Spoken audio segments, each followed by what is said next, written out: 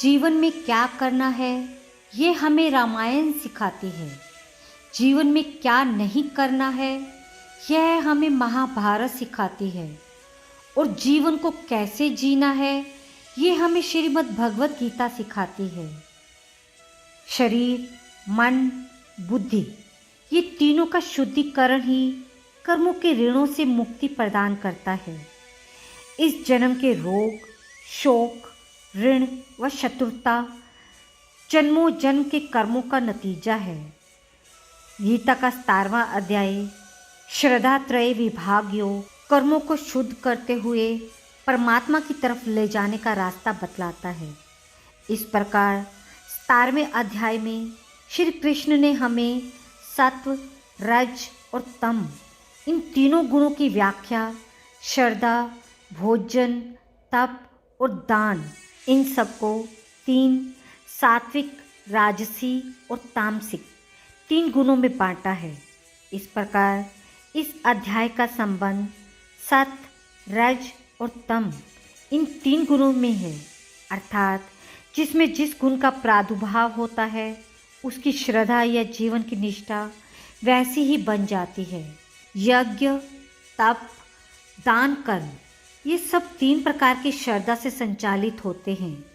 यहाँ तक कि आहार भी 3 प्रकार के हैं। उनके भेद और लक्षण गीता के इस अध्याय में विस्तार पूर्वक बताए गए हैं।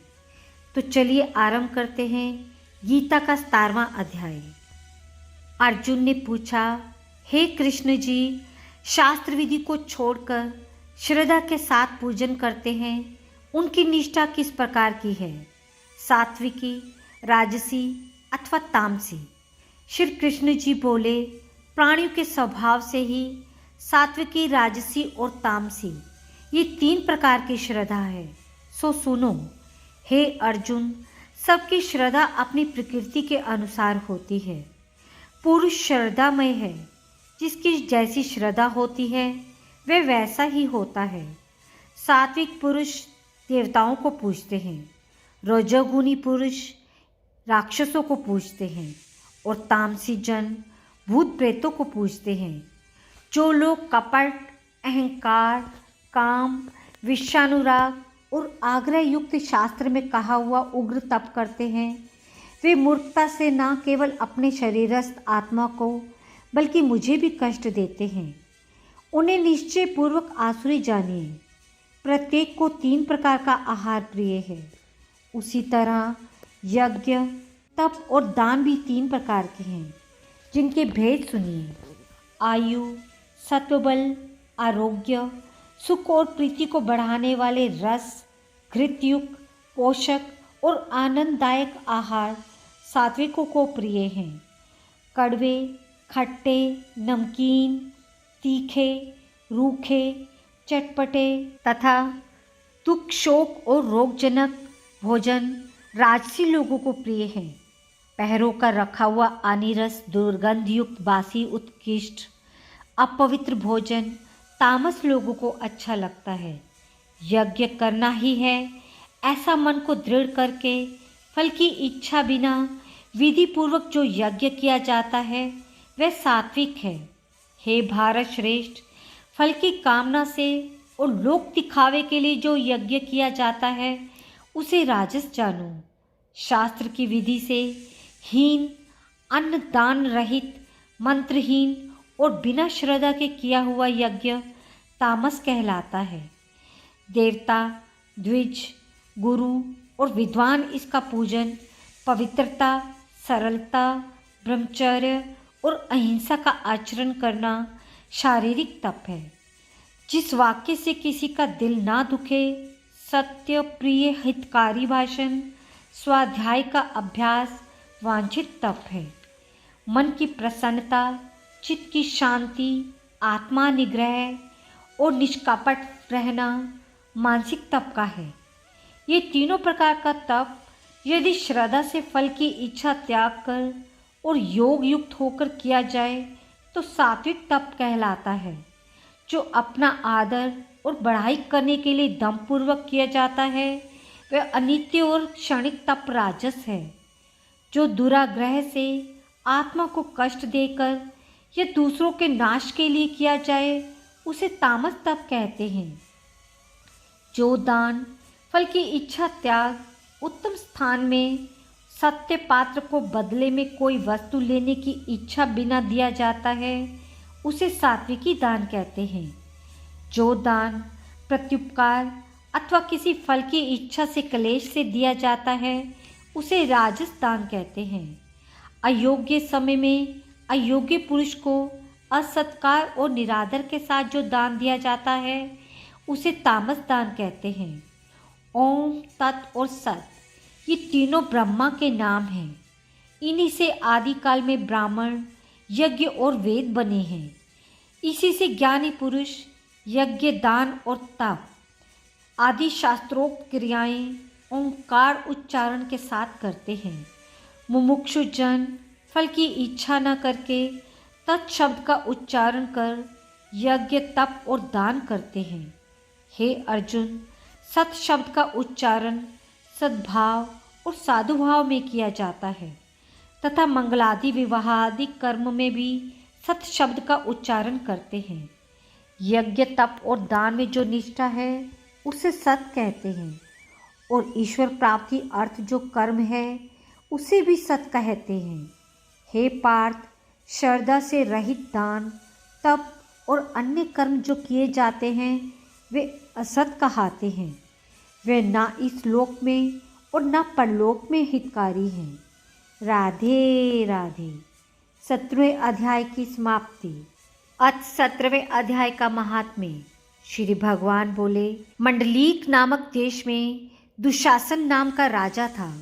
एक राजा किसी दूसरे देश का था। तीनों ने आपस में शर्त बांधी, हाथी लड़ाए और कहा जिसका हाथी जीते सो ये अमुक धन ले ले। तब दूसरे राजा का हाथी जीता, दुशासन का हाथी हारा। कुछ दिन बाद हाथी मर गया। राजा को बड़ी चिंता हुई। एक द्रव्य गया, दूसरा हाथी मरा, तीसरे लोगों में जग हंसाई हुई। इससे निंदा चली। इसी चिंता में राजा मर गया। यमदूत पकड़कर धर्मराज के पास ले गए। धर्मराज ने हुक्म दिया, यह हाथी के मोह से है, इसको हाथी की योनि दो। हे लक्ष्मी, राजा दुशासन संगलदीप में जाकर हाथी हुआ। वहाँ उस राजा के बहुत से हाथी थे। दिन में आया, उसे पिछले जन्म की खबर थी। मन में बारंबार यही पछतावे कि मैं पिछले जन्म में राजा था, अब हाथी हुआ हूँ। बड़ा रुदन करे, खावे कुछ नहीं। इतने में एक साधु आया, जिसने राजा को ये श्लोक सुनाया। राजा बड़ा प्रसन्न हुआ। हे संत जी, कुछ मांगो। उसने कहा, मेरे पास सब कुछ है, एक हाथी नहीं है। राजा ने सुनकर वही हाथी दिया। ब्राह्मण अपने घर ले आया, दान हाथी को दिया। वे खावे नहीं, पानी भी नहीं पीवे। रुदन कर मन में चिंतनवे, कोई ऐसा होवे जो मुझे इस योनि से छुड़ावे। उस साधु ने महावत को बुला पूछा कि इस हाथी को क्या दुख है। खाता पीता कुछ नहीं। महावत ने देखकर कहा, इसको कुछ रोग नहीं है। तब साधु ने राजा से कहा, हाथी खाता पीता कुछ नहीं, खड़ा रुदन करता है। ये सुनकर राजा आप देखने को आया। राजा ने भले भले वैद्य बुलाए और महावत सदाई। सबको हाथी दिखाया। उन्होंने देखकर कहा, राजा जी, इसको कोई मानसिक दुख है, देह का कोई दुख नहीं। तब राजा ने कहा, हाथी तू ही बोल, तुझे क्या दुख है। परमेश्वर की शक्ति से मनुष्यों की भाषा में हाथी ने कहा, राजन, तू बड़ा धर्मज्ञ है। ये ब्राह्मण भी बड़ा बुद्धिमान है। इसके घर का अन्न खावे सो बड़ा धर्मज्ञ हो, मुझको क्यों मिले।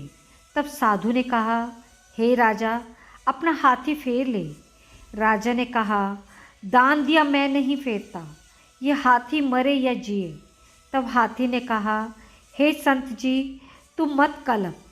तेरे घर में कोई गीता की पोथी हो तो मुझे 17वें अध्याय का पाठ सुनावो। तब उस साधु ने ऐसा ही किया।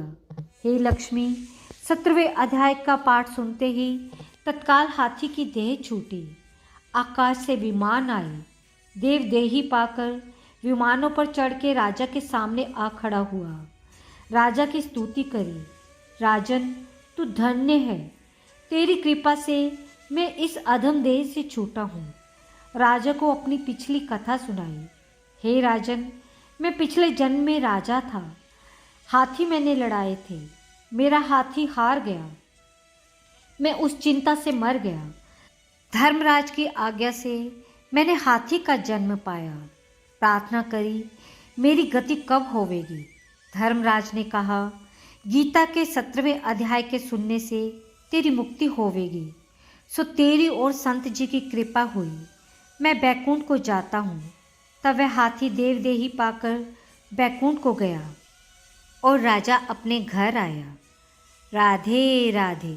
17वें अध्याय की समाप्ति।